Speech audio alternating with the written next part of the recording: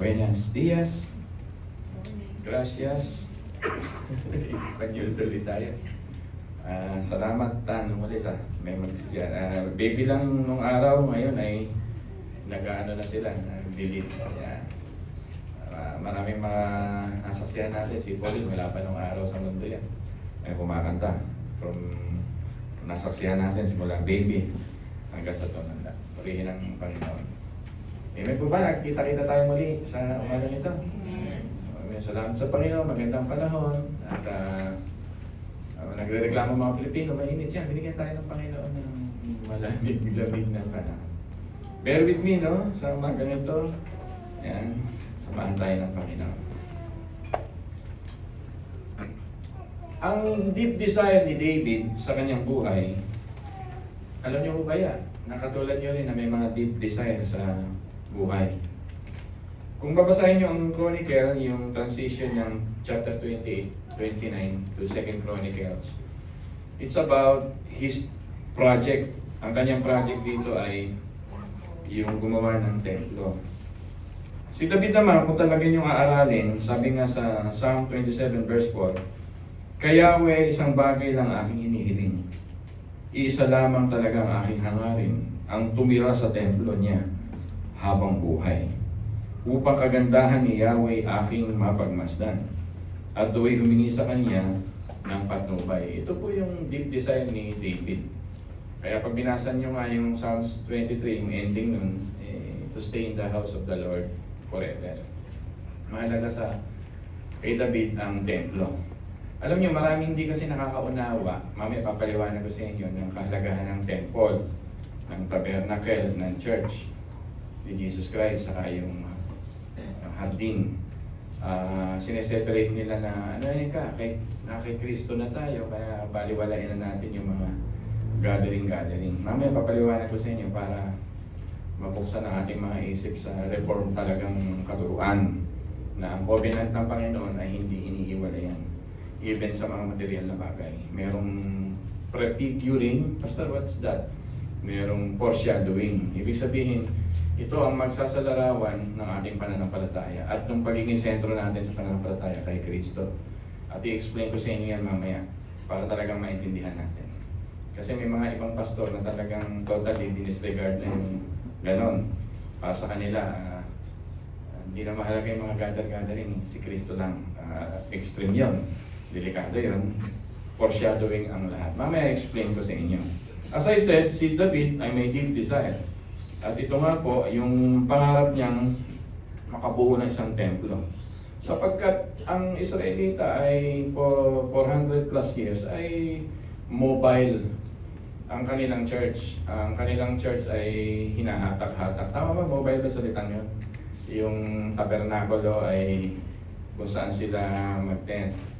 Kaya for 40 years, paikot-ikot sila sa silang, paikot-ikot yung nagtatravel yung tabernakulo. Papayag ba kayo sa Diyos na gano'n ang parang Panginoon, parang siyang inilalakbay lang, parang inilalakong kung saan sila abutan at doon sila sumasamba. Kaya nga, tent. Kaya gusto ni David dito, once and for all, sa kanyang last moment sa kanyang buhay. Kasi malapit na mamatay si David dito eh. Old age na siya, ipapasa niya to kay Solomon na bata pa. So gusto niya magkaroon ng value sa buhay by valuing God. Ito yung kanyang Ganyan po, pagka malapit na tayo, ganyan, minsan naisip natin yung pinaka-major na gagawin. So si Haring David, excuse me, ito po yung major na gagawin niya. Ako may bahay, pero ang Panginoon ko wala. Imagine niyo yan, ako may bahay, may natitira, may palasyo ko, ang Panginoon ko wala. Kaya dito ginana niya mga tao. Yun yung laman yan. Ang Book of Chronicles ay napakaganda. Ito yung mga, if you study the Book of Acts also, may mga tala. May mga nakatalang mga ginagawa ng mga hari. At sa Chronicles, sa Old Testament, may foreshadowing ng Book of Acts. Ito na nga yan. Kaya napakaganda na mayroong nakatalang ganito. Si David po ay author ng 4,000 songs. Pastor, ba't di nakasulat yung iba? Pag nagpunta ka sa British, andun yung mga kiniklaim na kay David yun. Siyempre, Long story, pag pinag-aralan pa natin, siya ay isang mga awit talaga sa umpisa.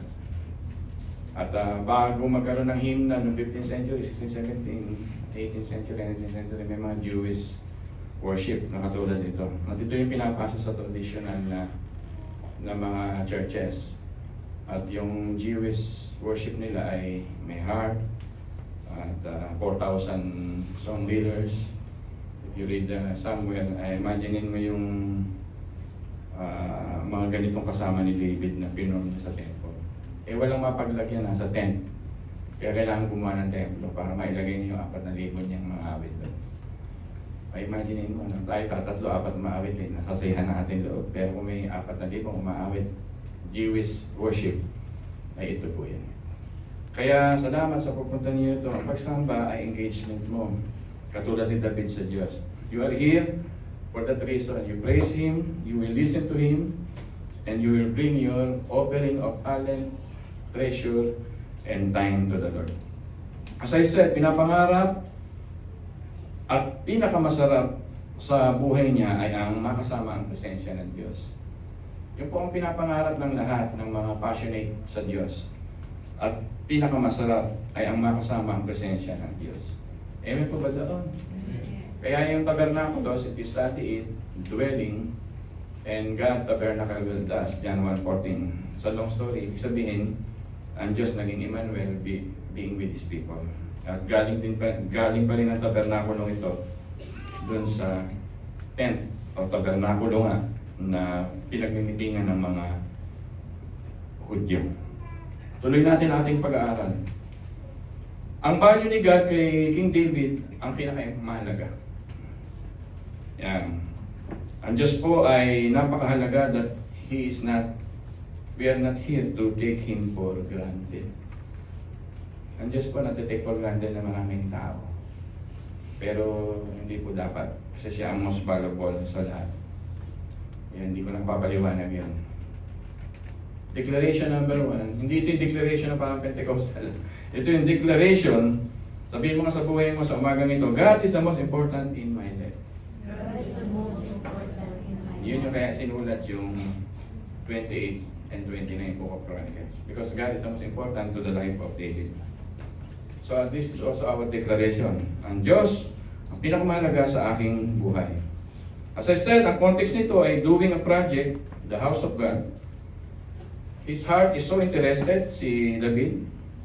Ang kanyang project na gusto niya ay maging kahanga-hanga at kagila-gilalas. At sabi nga sa Exodus 28:8, nakita pa niya yung kanyang ninunong si Moses na naalala niya ang sulat sa Exodus 28:8. Gawan ako ng sanktuaryo upang ako'y makapanahan sa tao. Gusto yan ng Panginoon. And just imagine, walang permanent address ang Panginoon. Walang permanent address sa buhay ng mga Hudyo. Yan. Sabi nga ng Isaiah 56 verse 7, ito ay magiging sangbayang dalanginan. Si Solomon din na nagsabi nito, pero ito si Isaiah, tinunod niya si Solomon. Ito ay magiging bayang dalanginan ng lahat ng bansa ng ang itatawag. Lahat ng bansa magiging bahay dalanginan. Ngayon ay kung makikita nyo, parang gano'n na nga nangyayari. Ang Kristiyano, ang mga Hudyo at ang mga Muslim ay nag-iipit dun sa Dome of the Rock, which is not iyon yung templo ni God. Yung tinayong templo na pangalawa ni Herod na durog na yun. Pero dun yun sa kinalalagyan ng Dome of the Rock. Ngayon, pag aktibo kayo sa pakikinig sa mga Hudyo, sa kanilang gobyerno, they are planning to rebuild the third temple. Kasi first temple na sira yan ni Babylonian Empire. Second temple sa Herod, sinira ng Rome. Alam mo, hinig ang gera sa sira. Itong third temple, which is the prophecy bago dumating ang Panginoon, at ito on the move na, napaplano ang gobyerno ng Israel ay gagawin ito. Wala na tong traces, ito yung King of Solomon's na ito, na temple. Pero, salamat sa Diyos, iniwan tayo ng chronicle ng kanyang mga listahan. At ito'y totoo, salita ito ng Diyos. Kaya hindi yan wala kailanman. Amen po ba doon? Kung makikita niyo, di ba, ang bayan magiging dalanginan. Kaya nga si Jesus Christ, subukan yung gibayin ito ng tatlong gigibayin ko, gigibayin 3 araw ko itatayo. Di ba sabi niya, hinahamon siya ng mga Pariseo. Sabi niya, 40 years namin may tinayo ito. Yun second temple na yung ito. Sige, gibayin mo lang ng 3 araw. Tingnan mo si Jesus Christ, paano mag-value ng yung larawan. Siya yun eh. Pero may larawan na hindi nininiglik ni Jesus yung bahay dalanginan. Kaya nga si Jesus Christ nagalit nung pinagsusugalan yung bahay dalanginan. Nakita niyo kung si Jesus Christ hindi mahalaga yung mga templo-templo, hindi dapat nakatala yun. Kaya mamaya, di-discuss nyo bakit nakatala yun para maunawaan natin. As I said, awit 27 verse 4, one thing I have desired to dwell or to see is to behold the beauty of our God. At ito nga po ay nasa awit 27 verse 4. David's deep desires to build the house of God. Ngayon, may dalawang dahilan para ma-build ito. At ito nga nakasulat dito. May dalawang dahilan para ma-build ito. Ito po yung phenomenal. Sabihin nyo nga phenomenal. Phenomenal giving. Yun yun. At ang pangalawa, mamaya di-discuss ko sa inyo kung ano yung pangalawa na ito. Dito muna yan sa phenomenal giving. Phenomenal mindset. Kasi imaginein mo, lahat ng naipon ni David, simula maging hari siya, ay do-donate niya. Lahat ng ginto niya. Eh, pinag-usapan ng ginto rito ay libu-libong kilo. Yan po yung phenomenal. Alam mo, hindi mo pinagtataluhan yung tithes and offering sa church. Ako, ayoko makipagtalo sa tithes and offering. Wala na ekang tithes. Wala na eka yan kasi Old Testament. Wala na ekang offering sa... offering na eka. Huwag na tayo magtalo dun. Kasi lahat ng dakilang tao sa Biblia nun ay may phenomenal giving. What is phenomenal giving? It is remarkable, extraordinary, napakabuhay, napakapambihira. Merong strong drive. Hindi na issue sa kanila ito. Sa mga bata-bata, sa bago-bago, issue sa kanila yan. Magbibigay sa Diyos, magbibigay sa Diyos. Pag hindi mo mahal ang Diyos, titingin mo ang Diyos. Pero pag mahal mo ang Diyos, katulad ni David, phenomenal yan. Hindi na yung issue. Pero sa'yo issue yan, magre-research ka ba? O, tingin mo, sa offering na ika eh. Sa text na sa Old Testament. Eh, bago dumating ang batas, ginagawa na nila yan. Mag-research ka, ginagawa na nila ang magbigay ng buhay sa Panginoon. So hindi yan ang ating paksa. Ang paksa ko ay yung binabalyo niya kasi ang Diyos, kaya may phenomenal mindset si David. Dapat dumating ito sa mananampalatayang nagmamahal sa Panginoon. Phenomenal mindset. Diba? Meron siyang visualization what he wants para sa Diyos. May pangarap siya para sa Diyos. Alam niya na ang buhay niya ay mawawala. Iiwan niya ang sanlibutan ito. Kaya nga sabi rito, pag binasa niyo verse 14, it is not giving, it is returning. Wala ka naman binigay sa Diyos actually dyan eh. Dinalik mo lang. Kasi iba, nilalagyan nila ng meaning giving, offering. Pero pag binasa niyo ang Old Testament, returning.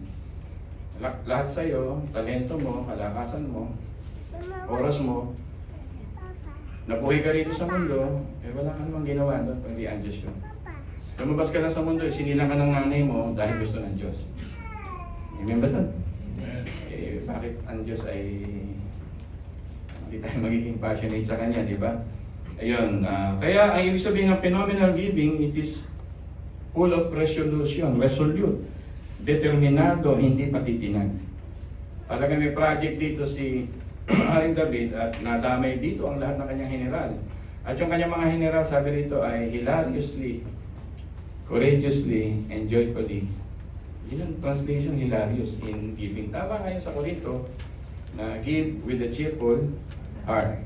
Kaya hindi ko ini-encourage pag magbibigay ka na hindi cheerful heart, ano ba, malicious heart, hindi cheerful heart, meron kang mga question, huwag na. Kasi mabubuhay ang gawain ng Diyos with the people with a joyful heart. Pagka ganun heart, huwag na. Kasi magkakasala ka. Kasi gusto talaga ng Panginoon ay joyful, na katulad na binabanggit dito. Phenomenal kasi. Phenomenal kasi mga minamahal. Phenomenal giving na katulad ni Haring David ay opportunity to take charge. Mag-initiative siya. Ito, kailangan. Kaya sa pag binasa nyo yung 1 Chronicles 29, miniting niya yung paano gumawa ng tinidor, paano gumawa ng baso, paano gumawa ng 10 basin, may tubig, paano yung larawan ng tabernakulo. Imaginein mo, ang nagpagawa daw ng templo si Solomon. Actually, the whole blueprint eh. Nakita sa tatay niya. Gano'n niya kamahal ang Panginoon. Eh ilang taon niyang miniting yung mga craftsman, yung mga talentadong karpintero. nakukuha ng mga matitikas na akasya sa desierto para gawing kahoy na sa paligid din naman. Pero ang materialis dito ay hindi biro. Nabasa niyo ba yun? Ang Chronicle, ginto, silver, di ba? Eh makakita lang tayo ng maliit na ginto, eh magkano na yung ganyan?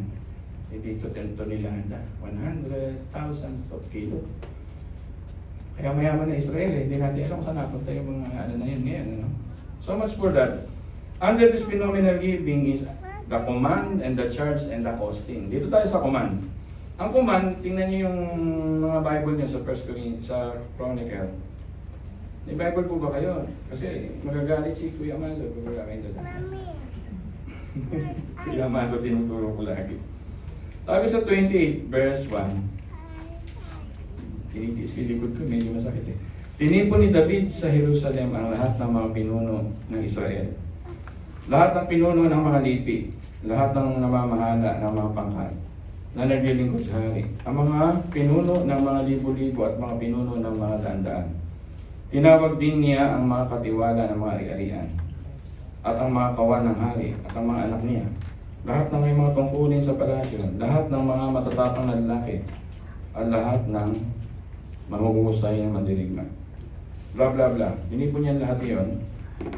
Sabi nga sa verse 2, nang naroon na ang lahat, tumayo siya at nagsalita, mga kapatid at mga kababayan, matagal ko nang minimithi na magtayo ng isang permanenteng tahanan para sa kapanandiban na siyang tungtungan ng Diyos nating si Yahweh.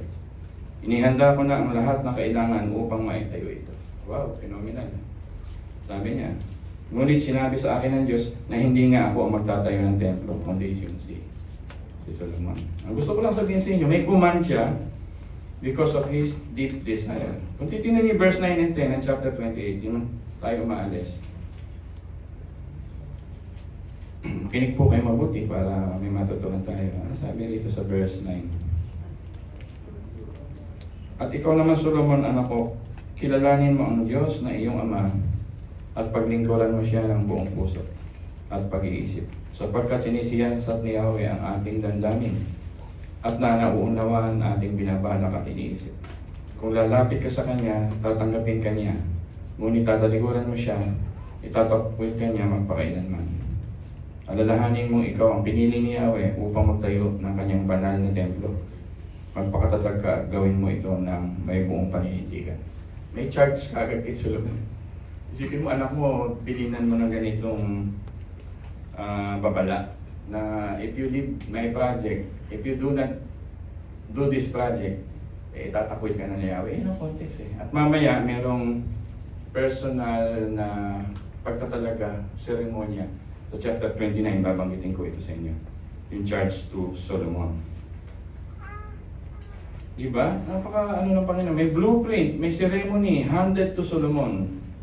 At ito nga yun, binanggit ko na, nasa verses na yan. At yung temple steward sa verse 11, 12, and 13, measurement of golds.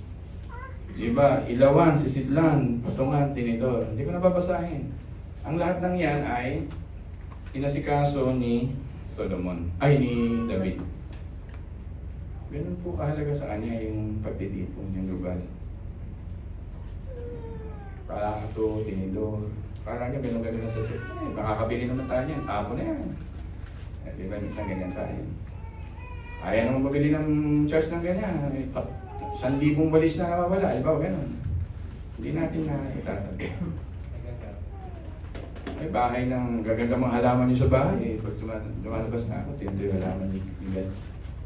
Hindi ko mahal ba na talaga ng mga taga-Shepherd's Heart halaman ng building? O baka yung wrong theology tayo. Yun nga, di ba? Nakakalungkot. Kailangan pa umuwi si Kuya Jun para matriman yung puso eh. Sabi ko, ano ba ito? Di ba? Minsan yung heart, yung shepherd's heart. Yung ating ng ano eh, puro kalawang yung ating, ano tawag ito? Signage. Nakikita niyo ba yun? May kailangan kong bagay si Pastor, nagsusungit kami, hindi binabanggit ko yun. Oo, ayusin natin. Basta ano natin. Simple lang yun, pero makikita ng mga tao, yan ba yung titipon? Eh, signage eh, tumuturo yung kalawang.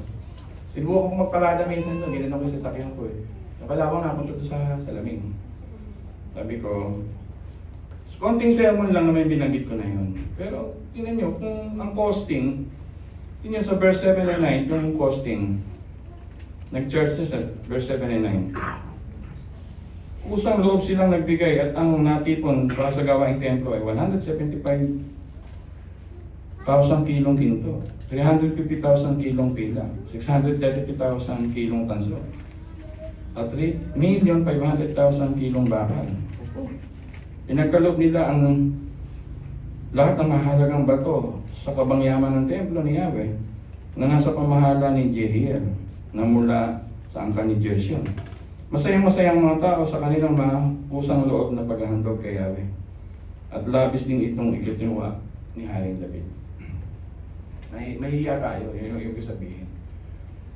Guys, maganda na yung CR natin. Meron mga positive, malinis naman yung loob na talagang situate ng bahay ng Diyos. Ay, talagang bahay ng Diyos. Amen ba doon? Kaya kung kayo, halimbawa, medyo maluwag kayo sa hapon, kunin niyo yung susi kay Kuya Amado. Kuya Amado, didilig ako, daan ako yung church. Pwede naman bawiin yun.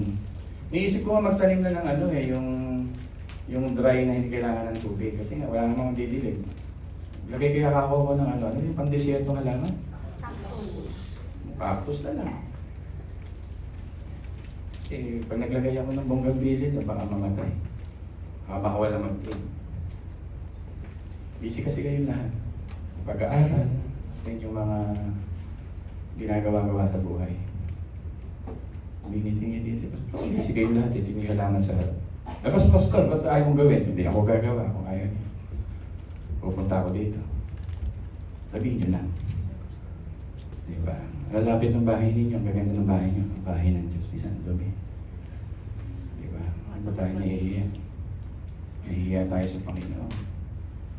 Parang nag-review si Pastor ngayong hapon. Oo. Review pa more. Oo. Wala tayong panahon, gaganda ng mga bahay natin, kumpleto sa blueprint. Ang church, ang kaya plano. Diba? Maganda yun na magkaroon na ng pagpapaalala. Pero ito yung sermon, dito ko nililid ng Panginoon eh. Nasabihin ito sa inyo. Binigyan tayo ng aircon, may salita tayo ng Diyos libre. Kikita-kita tayo. Yung konting panahon na hinihingi sa iyo to volunteer yourself for the service of God. Yun po yun.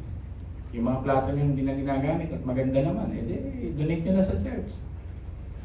Para hindi tayo matitiis ng mga ganun lang. Yan. Oh, yan. Yung mga nag-uwi ng plato, pakibalik na. Hindi, sa susunod, huwag na tayo mag-uwi, lagyan na natin ng pangalan. Property of Yahweh. Kaya ko lang sinasabi, huwag kayo ma-offend, not to offend you. Alam mo, baka mamaya magaya tayo ang Panginoon nagdabog sa kanyang templo kasi ginagawang hindi na bahay dalangin na. Pwede maging social group na lamang, chismisan group na lamang. Bahay ito ng Diyos eh. Kahit ito, ganito lang pasimple, ay meron tayong mataas na pagtingin dyan. I hope may karapatan ako magsalita sa inyo for 15 years tayong magkakasama. Minsan ako pa po nagpa-plus ng CR doon. Minsan nag-iigib ako. Minsan pag maaga ako, yung maluluming kalat niya sa lababo, inaano ko na. Oo, importante po yan. Yung po yung costing, ano? At hindi ko na nabanggit sa inyo yung 183,000 workers na kinuha ni David. So the Holy Spirit chose them. Binigyan sila ng great gifts as carpentry, mandililo, carpentero. Yan po. At iron works, yung mga alahero para gawin nilang mga display ng church. Meron silang phenomenal in their mindset. Ewan po ba doon? O, di ba, katulad nung sa drum, matagal ko nang hiningi sa inyo, ba't ka ako yung drum? Pastor, sira po. Pwede natin pagawa. O, dahil para magamit yung drum. Ayun naman, wala akong skin. Ako nagpundar pa nung yung iron para magamit. Manghingi tayo ng body pa. Sila ba? Wala naman kasi nagre-review ng mga inventaryo. Yun ang ibig ko sabihin. Kasi makakarami tayo nung beatbox na yan, pagawa natin. Yan, nagsasabi nga si Pastor. Paggawa natin, kumuha kayo ng elephant skin. Ano ba kailangan doon? Natatawa ko yun. Ano bang skin na kailangan doon? Parang pinatanggal mo yata yung grass. Pinatanggal ko, pero siyempre dahil nga ibang level ng ingay noon, ngayon i-regulate ko yan ng maayos. Kasi nasisira naman yung kuha natin. Alala lang. Kaya sira pala, yun ang dahilan. Kaya ako chinecheck. Okay po. Pangit naman si Pastor pa mag-inventaryo. Sabihin nga, pakailan naman yung Pastor. Tingnan ko na sila. Oo. Yung nandang binabalikan. Parang ano to, meeting. Meeting ako sa inyo. Ayusin natin ang lahat kasi bahay ng Panginoon. Hindi para sa iyo, hindi para kay Pastor Ariel. It is for The Lord. the Lord. The foundation of phenomenal giving ay nasa verse 14. Basahin na natin. What is verse 14? Ngunit sino ako at ang bayang ito? Buong puso kaming nagkakaloob sapagkat ang lahat ng ito'y galing sa inyo at ibinabalik lamang namin. Ito ang foundation ng buhay ng tao. Wala kang pag-aari. Hindi ko pag-aari si Candice, kukunin ng Diyos sa akin yan sa araw. Hindi ko pag-aari si Chay, kukunin din ng mapapangasawa niya yan balang araw. Wala akong pag-aari dito sa mundong ito. Napanood niyo ba kay John Lloyd? Kay Vilma Santos. Okay, sabi ni John Lloyd kay Vilma Santos, dahil gusto niyang makasama si Mansano, hindi mo siya pag-aari. Yan. Kahit tao, hindi natin pag-aari. Kaya hindi dapat natin kontrolin ang tao. Darating ang panahon, mawawala na rin ang tao. Pag-aari yan ng Panginoon.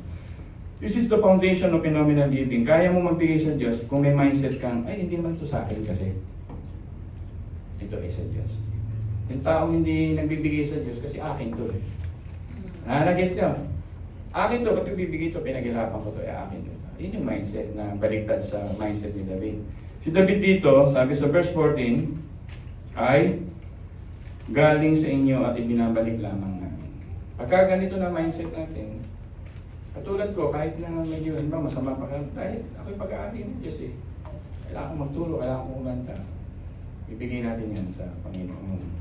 Hindi mo pwede yung pagdamot sa Panginoon kasi bigay niya lang yan. Yan. Mas totoo po ba yan? Psalm 24 verse 1. Kung may mga Bible po kayo. Ano sabi sa Psalm 24? Verse 1. Mga minamahal. Ang buong daigdig at ang lahat ng naroroon ang may-ari si Yahweh na ating Panginoon. Amen po ba doon? Tingnan mo yung katabi mo. Tingnan mo yung katabi mo. Sino may-ari ng iyong katabi? Ang buong daigdig at ang lahat ng naroroon, ang may-ari ay si Yahweh na ating Panginoon. Amen po ba daw? Yan. Chapter 10, verse 14, everything on earth and even on heaven, ang may-ari ay ang Diyos pa rin. So, declaration number 2, sabay-sabay po tayo. My life is not my own. That's the declaration number 2 na gusto kong sabihin. This church is not ours. Kanino po ito? Kay God. Kay God po ito. Wala tayong pag-aari. Pag natututuhan na natin yan, that my wife is not my own, that my children is not my own, that my career is not my own, that my money is not my own, my company is not my own, you will be a phenomenal Christian. Magiging phenomenal Christian ka. Magkakaroon ka ng level na gano'n sa iyong buhay habang nabubuhay. Mag-practical tayo ng konti. Ang mga malalakas nagdi-decline. Ako kaya ko mag-basketball nung bata-bata ako, 16, 17, 18 years. Ang haling tapat eh, 2:00. Wala kami pinipili nun kasi hindi kami makakasingit sa basketball court. Kahit walang laman ng tiyan, nakakalaro kami. Hindi ko napansin ko, kanina, nag-CR lang ako, pagtayo ko, sakit tigil. Nag-decline. Naintindihan, mabilis tayo mag-decline. Mabilis tayo ng dati. Siguro si Kuya John, mabilis mag-basketball. Lalo si Kuya Mato, nanalo pa sa Alaska yan. Hindi yung naiwan ng jeep po yun. Nestle. Ha? Nestle. Sa Nestle. Alaska. Nanalo siya. Takbuhan. Hindi sa derby, ha? So, ikaw, yung pare ko narinig ko, nanalo siya sa kantahan. Ay, sa kantahan, takbuhan. Pero ngayon, slow na. Hindi na siya pwedeng sumali sa ganun. Napansin nyo, kahit nga ibigay mo sa Diyos o hindi, pag binawi na niya sa panahon mo, wala kang magagawa. Eh, sabihin mo, I am rich, may pera ako. Eh, one day you will die. Kaya hindi ka pwede sabihin mo sa Diyos, may pag-aari ako dito. Ito, one day you will die. Hindi mo dadala. Kukunin pa rin talaga ng Diyos. Ito yung point nagiging practical ako, nagiging magaan sa inyong pagtanggap. Kasi pinapasok ko na dun sa from the biblical to practical side. Tama. Ikaw, Marvin, magandang ka lalaki. Isang araw, papangit ka din. Ay, hindi din ibig sabihin. Gandang-ganda lalaki sa akin nung araw si Candice eh. Pero ngayon, parang hindi na siya nakagandang lalaki. Talikod na rin. Pag natutulog, tumatalikod. Makakita na ng pangit. Magsuklay ka nga. Lagi niya akong ginagawa. Bakit ko binabanggit ito? Kasi yung humble beginning niya na binasa sa atin ni Lani kanina sa 1 Chronicle 29. Ano ba sabi niya rito kung babalikan ninyo? Ngunit sino ako? O yun na yun eh. Ngunit sino ako? If you read Psalm 78, read your Bible, andun yun. Sino ba ako? Open your Bible, Psalm 78. Bibigyan ko kayo na hindi tayo nagtsachamba ng pagtuturo, kailangan sa Biblia. Handa pa ba kayo makinig? Mga minamahal ko. Sesere mo si Pastor. Talagang ganun, mga minamahal. Mahal ko kayo eh. Ibang pastor hindi magsasalita ng ganyan kasi hindi niya kilala at member niya. Ako kilala ko kayo. Kaya dapat ako magsalita ng ganyan.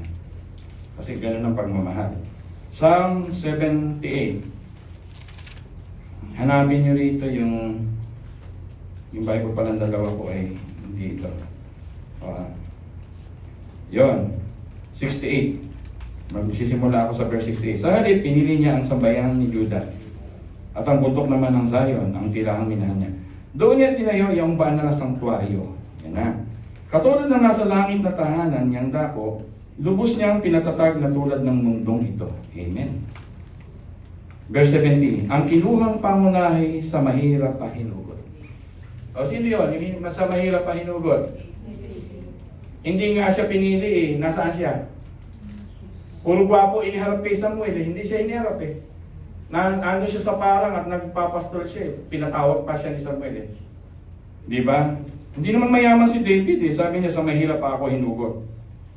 Isang pastor ang napahili si David ng kanyang lingkod. Ang alagang dati nito ay kawan ng mga hayop nang maghari sa Israel nanguna sa bayan ng Diyos. Bakit ka magkakaroon ng phenomenal giving, phenomenal mindset? Una, saan ka ba galing? Nung makilala nga ako ni Candice, dadalawa pang talon. Kung duroy pa, isira pa. Saan ba ako galing? Ni bisikleta ngayon wala ako nung ako'y nagsiseminaryo. Pagka binabalikan kong gano'n, galing naman ako sa wala eh. Bakit ko pagdadamutan ng Diyos? Ng aking talento, ng aking treasure, ng aking time. Saan ba ako galing? Siguro iba sa inyo galing sa Alta Ciudad, Royal Family. Hindi nyo katabi kung galing sa Royal Family.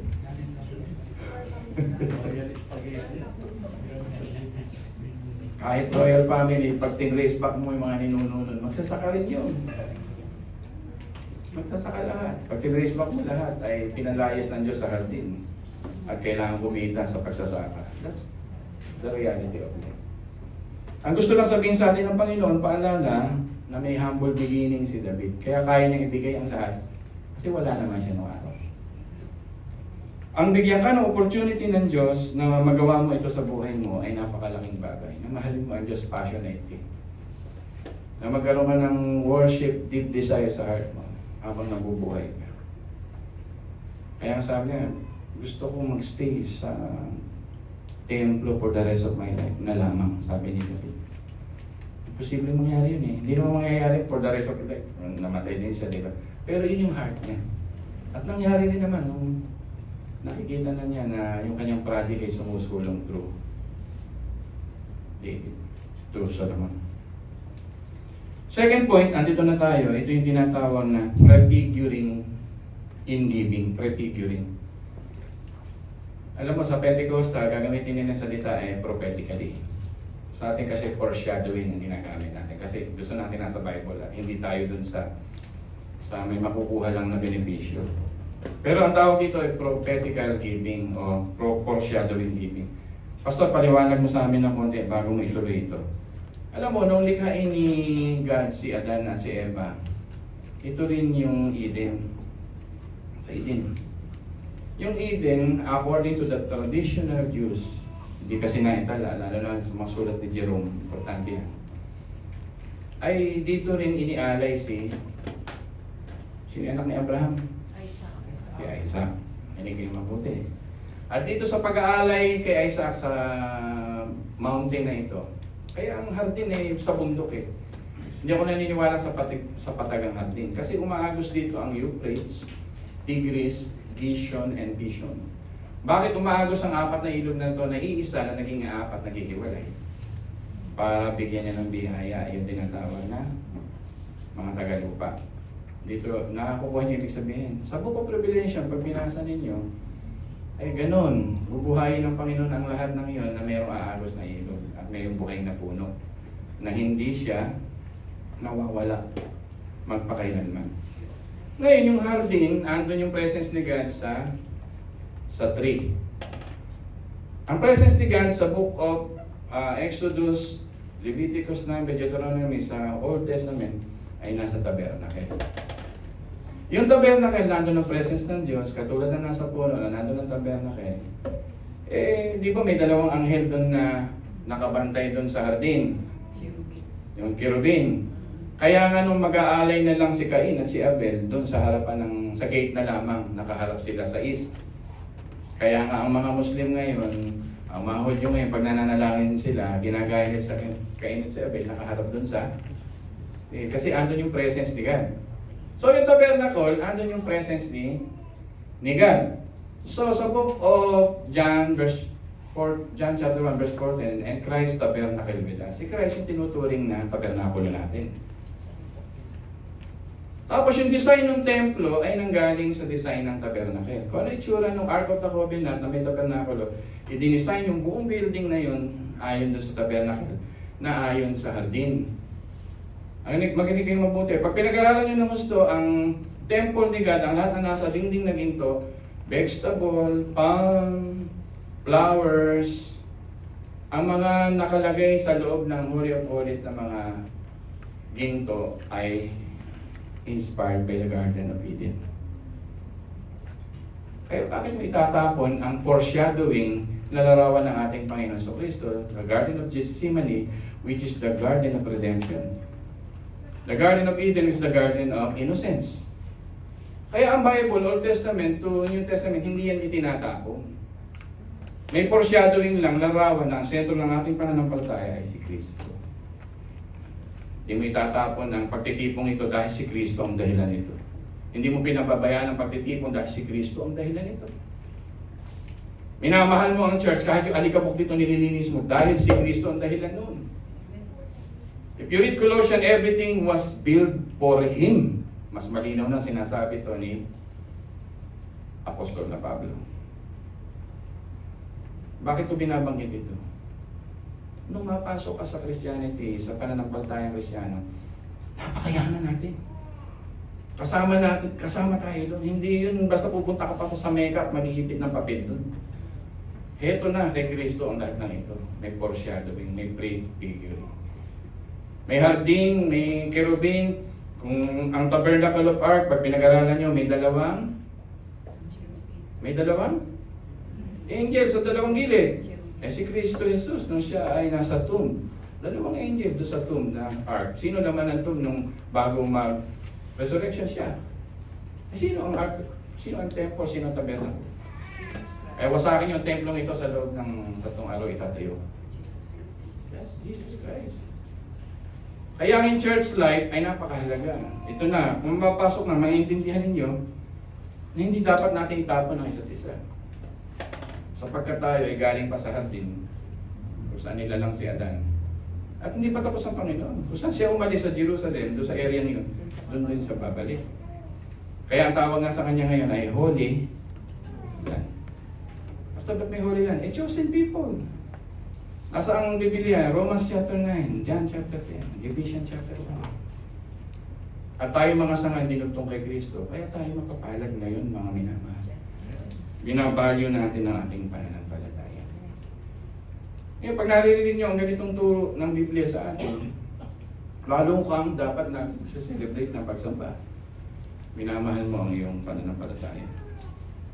Just imagine ang mga verses na ito, that God is not only creating a temple as a foreshadowing, but a dynasty to our Lord Jesus Christ. Mababanggit pa sa chapter 29, ang sabi dito, verse 18, Yahweh Diyos ni na Abraham, Isaac at Jacob, na aming mga ninuno, panatalihin nyo sa isipan ng inyong bayan ang mga layuning ito at akayin ninyo silang palapit sa inyo. Diba? Tulungan ninyo ang anak, sabi dito, kung si Solomon na maging tapat sa pagsunod sa inyong mga utos, tuntunin upang maitayo niya ang templong aking pinaghahandaan. At sinabi ni David sa sambayanan, purihin niyo ang Diyos ninyong si Yahweh, pinuri nga ng buong kapulungan si Yahweh, ang Diyos na kanilang mga ninuno. Ibig sabihin, from Judah, na ika-4 na anak ni Jacob, dito manggagaling si David, at si David doon manggagaling ang kanyang anak, na aking tagapagligtas. Sino po yun? Jesus Christ. Jesus Christ. Kaya pinipreserve ang templo hanggang sa pagdating niya at itatayo.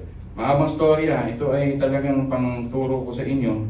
Pero ang gusto ko lang sabihin sa inyo, we love the church, we are here gathering together because of this prefiguring or prophetic mindset. At mangyayari ang lahat ng ito bilang preparation sa pagdating ng Mesias. Amen po ba doon? 2 Kings chapter 21 verse 7, the tribe in Jerusalem which I have chosen, I will put my name forever. The tribe of Jerusalem, dito nga yung kay Judah na ito, I will put my name forever. 1 Kings 21 verse 7. Diba? O Lord, preserve this forever. Sabi, yung binanggit kay Abraham, blah blah blah. Connected sa Matthew 1:1, nung makita ni Jesus, makita sila ni Jesus, ay si Jesus na magkatawang tao, ang first introduction kagad ng Matthew 1:1, the first introduction of the New Testament is Jesus, Son of David. Nung ipapako na si Jesus, sabi ni Matthew, Hosanna to the Son of David. Kaya connected po yan. Pag mahal niyo ang church, mahal niyo yung mga kahit simpleng mga bagay dito, it is connected to our Lord Jesus Christ. Pastor, pakidefine yung prefiguring. It is something happening before or present. David time, later our time ay magaganap. God is not only telling us the lineage, but His true intention about the last days dito sa First Chronicle na ito. Ang mystery ay i-unfold at connection nito sa pag-build ng project. Kaya habang tayo naghihintay sa church, which is larawan ng tabernakulo, larawan ng hardin, at larawan ng pahayag, at larawan ng Panginoon Jesucristo. Kaya nag-gather together tayo. Lastly, mga minamahal, Emmanuel. Presence na puno, ando ng Panginoon. Ang tawag sa Panginoon, siya ay Emmanuel, the presence of Christ. Yung tent, bakit nilalagay yung tent sa gitna? Pinapaligulan ng mga Israel. Kasi ang hari lamang ang pinatitira sa gitna. At pinaliliguran siya ng kanyang mga alagad. Si Kristo ay tabernakulo, siya ang hari natin. He is our King. Ano ba naman yung ark? Tungkod, 10 utos, saka mana. Yun ang laman ng ark. Eh sino ba yung tungkod? Yung na laging sariwa, yung kay Aaron. Pag ni-research nyo, the authority was given to our Lord Jesus Christ. Tungkod means authority. Matthew 28, sino may authority for the rest of this universe, life, hanggang forever? Kristo. Yung 10 utos, di natin kaya matupad. Hinarap ni Adan at ni Eva na bigo. Sino nakatupad ng 10 utos? Jesus Christ. He came to fulfill the law. Eh sino ba yung mana? Para mamaya, papracticein na natin ang ating Panginoon. So mga minamahal, yun ang mensahe ng Panginoon ngayon. At ganito pala. Ang topic namin nasa giving, pero malalim pala. Kaya pala dapat pala, hindi ko pinababayaan ito. Tayo na namin mga minamahal. I hope, nausap sa amin ito. Pero huwag muna kayo magtanim ngayon, tag-araw, mamatay. Hintayin nyo na munang magtag-ulan. Linis-linis na ng tayo. Panginoon, salamat po sa inyong paalala sa aming iglesia. The phenomenal and the prefiguring mindset. Tulungan mo kami na hindi basta nakadalo na kami ng church ay parang duty. Ito pala ay larawan ng hardin, tabernakulo ng simbahan at ni Cristo.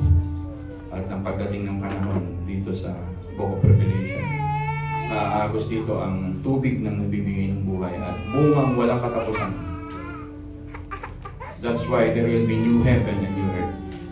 This planet Earth will be renewed, and the Garden of Eden again will rise through our Lord Jesus Christ. At tsak pong magaganap ito dito sa mga bagong langit at bagong lupa.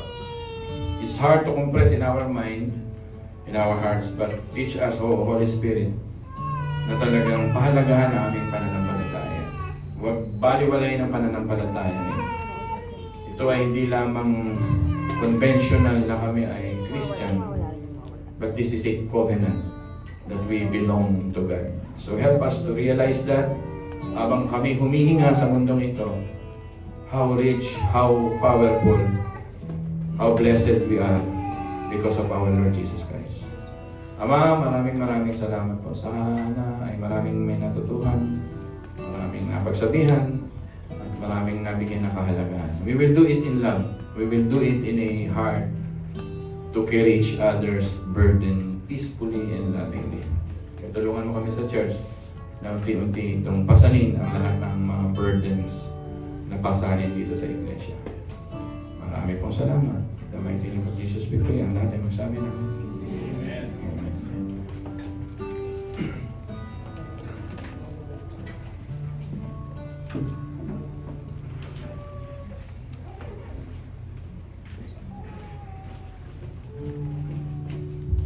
Aking mga kamag-anak,